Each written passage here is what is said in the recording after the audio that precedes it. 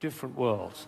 Now, I had an amazing experience. I was 45 years old. I'd been conducting for 20 years, and I suddenly had a realization.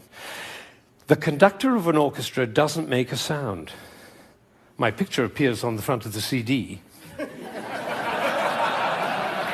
But the conductor doesn't make a sound. He depends for his power on his ability to make other people powerful.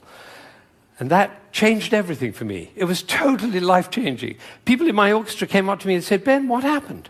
That's what happened. I realized my job was to awaken possibility in other people.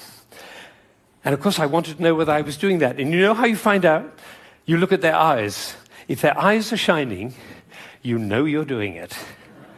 You could light up a village with this guy's eyes. Right, so if the eyes are shining, you know you're doing it. If the eyes are not shining, you get to ask a question. And this is the question. Who am I being that my player's eyes are not shining? We can do that with our children too. Who am I being that my children's eyes are not shining? That's a totally different world. Now, we're all about to end this magical on the mountain week, and we're going back into the world. And I say it's appropriate for us to ask the question, who are we being as we go back out into the world? And you know, I have a definition of success. For me, it's very simple. It's not about wealth and fame and power. It's about how many shining eyes I have around me. So now I have one last thought, which is that it really makes a difference what we say, the words that come out of our mouth. I learned this from a woman who survived Auschwitz, one of the rare survivors. She went to Auschwitz when she was 15 years old, and